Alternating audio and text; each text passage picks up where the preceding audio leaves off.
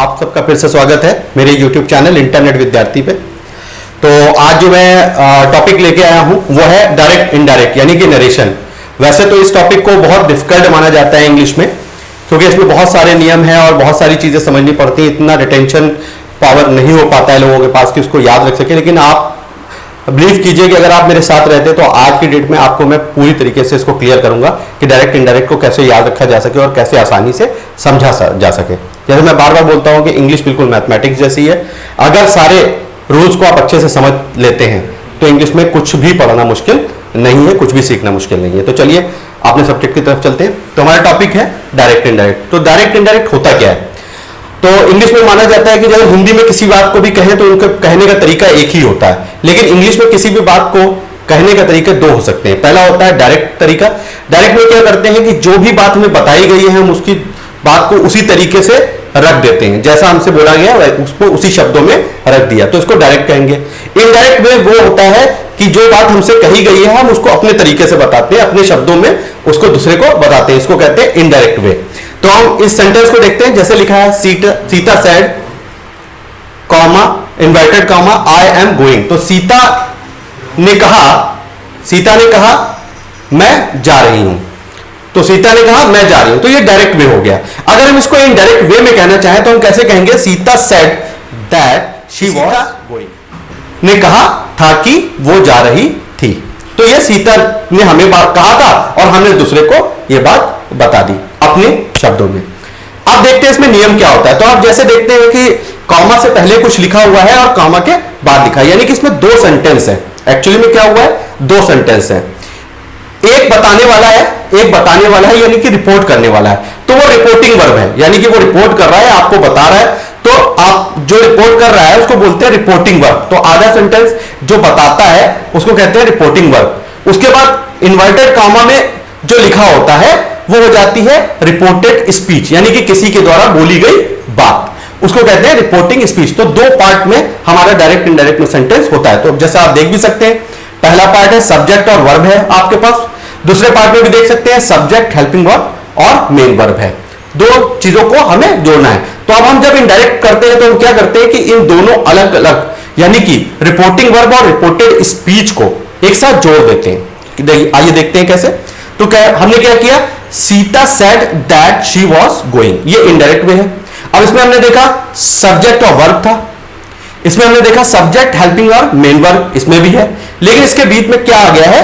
Conjunction आ गया है, यानी कि एक दैट देखिए आपने लगा दिया, दैट से हमने इसको जोड़ दिया। ये हमारा क्या है? गोंद की तरह या ग्लू की तरह काम कर रहा है। तो ये इसने दो सेंटेंस को आपस में जोड़ दिया। तो हमें हमेशा दैट यानी कि कंजक्शन का जरूरत पड़ेगी इसमें। तो इस तरीके से अगर आप देखें तो डायरेक्ट इनडायरेक्ट को बनाने का ये हमारा पहला नियम है। डायरेक्ट इनडायरेक्ट को बनाने का पहला नियम है। तो हमें करना क्या है? सीता सेड लिखा हुआ है, उसके बाद कॉमा लगा है, तो हमको कॉमा हटा देना है। कॉमा हटाने के बाद हमको क्या करना है? दैट लगा देना है। इन्वर्टेड कॉमा वाली चीज को चेंज करके सिंपल सेंटेंस में लिख देना है। तो इस तरीके से आप इसमें चेंज देख सकते हैं। तो जब भी कॉमा इन्वर्टेड कॉमा लगा होगा उसको क्या कहेंगे? डायरेक्ट। और जब भी आप दैट के साथ जुड़ा देखेंगे तो इसका मतलब है इनडायरेक्ट में ये चेंज हो चुका है। तो अभी आपने नियम 1 देखा था कि किस तरीके से क्या हमें ध्यान देना चाहिए। अब हम देखते हैं एक और सेंटेंस लेके नियम 2 को बताते हैं। तो आपने देखा इस सेंटेंस यहां पे लिखा हुआ है Ramesh said to me, comma inverted comma में लिखा है आई एम वर्किंग। ये आपका डायरेक्ट का एक सेंटेंस है। अब आप इसमें दो चीजें गौर कीजिए। जो पिछला सेंटेंस था उस सेंटेंस से इसमें दो चीजें चेंज हो गई हैं। अब इसको हम बनाते हैं तो हमें बनाना है Ramesh told me that he was working. तो अब इसके अंदर दो चीजें आपने चेंज देख लिए। पहला चेंज ये देखा कि यहां पे टोल्ड यूज किया गया, पहली चीज। दूसरा आपने देखा कि आई को हमने ही में चेंज कर लिया, यानी कि हमने सब्जेक्ट को भी चेंज किया पर्सन के अकॉर्डिंग। तो कैसे चेंज करते हैं हम इनको?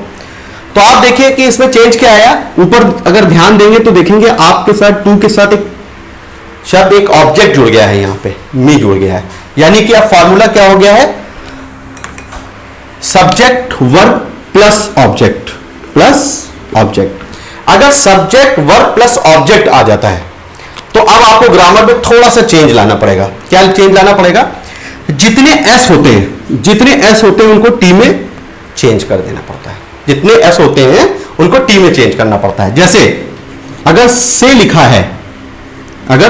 लिखा है तो, और सेज लिखा है मान लीजिए, और सेड लिखा है, तो आपको क्या करना है इस कंडीशन में आपको करना क्या है, से को टेल कर देना है, सेज को टेल्स कर देना है, और सेड को टोल्ड में चेंज कर देना है। यानी कि अगर आपके सेंटेंस में रिपोर्टिंग वर्ब में ऑब्जेक्ट भी ऐड हो जाता है तो इस कंडीशन में आपको क्या नियम लगाना है, जितने भी एस होते हैं उसको हम टी में चेंज कर देते हैं।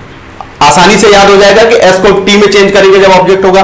तो यानी कि से लिखा हो तो टेल कर देना है, सेज लिखा हो तो टेल्स कर देना है, सेड लिखा हो तो टोल्ड कर देना है। अच्छा, एक बहुत जरूरी और इंपॉर्टेंट बात यह है कि अगर हम रिपोर्टिंग वर्ब में कभी भी टेंस को चेंज नहीं कर सकते, टेंस कभी भी चेंज नहीं होगा। कोई भी नियम ऐसा नहीं कहता कि इतना हिस्सा यानी कि रिपोर्टिंग वर्ब वाला जो हिस्सा है उसके टेंस को आप चेंज कर दीजिए। आप सिर्फ शब्द को चेंज कर रहे हैं, आप सेस की जगह टेल्स कर रहे हैं, लेकिन देखिए एस यहां पे लगा है, एस यहां लगा, यहां से लिखा है तो यहां टेल लिखा है आपने, यहां सेड लिखा है तो यहां टोल्ड लिखा है, यानी कि आपने टेंस में कोई चेंज किया नहीं किया। तो ये नियम आपको याद रखना है। अब दूसरी क्या चीज आपने देखी इस सेंटेंस में, हमने एक चीज और देखी कि जब हमने इसको इनडायरेक्ट में बनाया तो हमने देखा इसके आई को आपने ही में चेंज कर दिया। आपने देखा कि रिपोर्टेड स्पीच में जो आई आया था सब्जेक्ट, उस सब्जेक्ट को आपने आकर यहां ही बना दिया। ये कैसे किया? तो इसके लिए भी एक छोटा सा टिप है जो आप याद रखेंगे तो आपको हमेशा याद रहेगी। तो देखते हैं क्या है। ये कहता है, ये नियम है सन। ये नियम क्या है? सन। सन कैसे? अब देखिए सन कैसे होता है। अब ये कह रहा है कि अगर आपका रिपोर्टेड स्पीच का जो सब्जेक्ट है उसको आप चेंज करना चाहते हैं तो कैसे चेंज करेंगे? तो आपको क्या करना है, रिपोर्टिंग वर्ब में आ जाना है। आपको देखना क्या है, सब्जेक्ट किसका देखना है? रिपोर्टेड स्पीच का देखना है। कहां से चेंज देखना है? हर चेंज को हमको देखना कहां से है? अपने रिपोर्टिंग वर्ब से देखना है। तो अगर यहां पे है आई तो हम इसको कहां से देखेंगे? इसके सब्जेक्ट से देखेंगे, रिपोर्टिंग वर्ब के सब्जेक्ट के हिसाब से चेंज करेंगे। तो यही लिखा हुआ है कि आप रिपोर्टिंग वर्ब के सब्जेक्ट से, तो फर्स्ट पर्सन अगर होता है, सेकंड पर्सन या थर्ड पर्सन होता है, तो अगर फर्स्ट पर्सन है तो आप क्या करेंगे? इसको इससे देखेंगे, यानी कि इसके सब्जेक्ट को आपको किसके से देखना है? रिपोर्टिंग वर्ब के सब्जेक्ट से देखना है, चेंज करना है। अगर ये सेकंड पर्सन हो, सेकंड पर्सन को आप कैसे देखेंगे? सेकंड पर्सन को आपको देखना है कि इसका ऑब्जेक्ट है, तो इसको ऑब्जेक्ट के अनुसार चेंज कर देंगे। और अगर ये खुद थर्ड पर्सन है, ये खुद थर्ड पर्सन है मान लीजिए, तो आपको क्या करना है? No change. क्या लिखा हुआ है? नो लिखा हुआ है। ये एन का मतलब होता है नो चेंज, कोई चेंज नहीं करना। आसानी से नियमों को याद करेंगे तो इसको हम कहते हैं रूल नंबर 2। रूल नंबर 2 आपको याद रखना है। तो अभी हम बात क्या कर रहे थे? पर्सन्स की बात कर रहे थे। तो अब आपके दिमाग में यह भी होगा कि ये फर्स्ट पर्सन, सेकंड पर्सन और थर्ड पर्सन होता क्या है। तो अकॉर्डिंगली इंग्लिश ग्रामर में अगर हम जाएं तो हम देखते हैं फर्स्ट पर्सन का मतलब होता है आई और वी, यानी हम अपनी जब बात करते हैं खुद की तो वो होता है फर्स्ट पर्सन, हम खुद अपने लिए फर्स्ट पर्सन है। लेकिन जब हम दूसरे से बात कर रहे होते हैं, सामने वाले से बात कर रहे होते हैं, तो वो हमारा सेकंड पर्सन होता है, तो उसको हम बोलते हैं सेकंड पर्सन, यानी कि यू। तो सेकंड पर्सन में एक ही होता है, सिर्फ यू। थर्ड पर्सन जो जिसकी बात हम दोनों कर सकते हैं या जिसके बारे में हम बताते हैं वो हो जाते हैं सारे के सारे थर्ड पर्सन। वो थर्ड पर्सन कौन कौन से हो सकते हैं? मेनली ही, शी, इट और दे। उसके अलावा सारे नाम जितने भी नेम होते हैं वो भी थर्ड पर्सन में ही जाते हैं। तो ये हो गया फर्स्ट पर्सन, सेकंड पर्सन और थर्ड पर्सन क्या होता है। तो अभी हमने देखा कि ऑब्जेक्ट की इनडायरेक्ट में बहुत ज्यादा वैल्यू है। तो हम इनको ऑब्जेक्ट में कैसे चेंज करेंगे, सब्जेक्ट कैसा होगा, क्या होगा, तो इन सब डाउट को हम क्लियर करते हैं। तो आइए देखते हैं कि हमारे पर्सन्स होते क्या हैं। मैं इतनी देर से पर्सन्स कह रहा हूं कि पर्सन के अकॉर्डिंग कर लेना। तो फर्स्ट पर्सन किसे कहते हैं? फर्स्ट पर्सन हम खुद को कहते हैं, यानी कि हम अपने बारे में बात करेंगे तो हम फर्स्ट पर्सन कहेंगे। तो अब अगर देखें तो फर्स्ट पर्सन क्या होता है? फर्स्ट पर्सन में आई और वी आते हैं। अब सेकंड पर्सन क्या होता है? जिसके सामने वाले से हम बात कर रहे होते हैं उसको हम सेकंड पर्सन कहते हैं। सेकंड पर्सन केवल एक होता है यू। और थर्ड पर्सन जिसके बारे में हम दोनों बात कर सकते हैं, आई और यू दोनों बात करते हैं, यानी फर्स्ट पर्सन सेकंड पर्सन जिनके बारे में बात करते हैं उनको हम थर्ड पर्सन कहते हैं। थर्ड पर्सन में एक्चुअली में कौन कौन आता है, ही शी इट एंड दे आते हैं। ये तो हो गया सब्जेक्ट के रूप में। अब अगर हम इन्हीं को ऑब्जेक्ट के रूप में यूज करें तो कैसे होगा, तो देखिए ऑब्जेक्ट के रूप में आई की जगह मी हो जाता है और कहीं पर वी होता है तो अस हो जाता है। उसी तरीके से अगर सेकंड पर्सन में यू होता है तो यू ही रहता है, कोई चेंज नहीं होता है ऑब्जेक्ट के रूप में।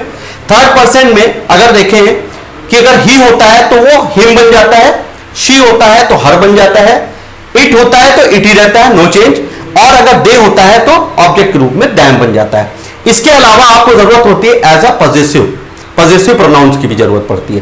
पॉजेसिव प्रोनाउन क्या होते हैं, ये अकेले नहीं रह सकते, इसके आगे कोई ना कोई शब्द जुड़ा होगा, यानी माय ब्रदर, माय बुक, आप देख के सकते हैं योर ब्रदर, तो इस तरीके से। तो ये पॉजेसिव प्रोनाउन होते हैं। पॉजेसिव प्रोनाउन को कैसे करते हैं, अगर फर्स्ट पर्सन आई है तो उसके लिए माई हो जाता है, अगर वी है तो उसके लिए आर हो जाता है। उसी तरीके से सेकंड पर्सन के लिए यू से योर हो जाता है। थर्ड पर्सन में देखिए ही से हिज हो जाता है। तो यहां पे आपको कंफ्यूजन होता है काफी टाइम कि हिम कहां यूज करें और हिज कहां यूज करें। तो हम पॉजेसिव के रूप में हिज यूज करते हैं, लेकिन इंडिविजुअल ऑब्जेक्ट के रूप में हिम यूज करना होता है। उसी तरीके से शी का हर हो जाता है, इट का इट्स हो जाता है, उसके बाद दे का देयर कर देते हैं। तो इस तरीके से आप देख सकते हैं फर्स्ट पर्सन सेकंड पर्सन क्या होते हैं, इनकी जरूरत हमें बार बार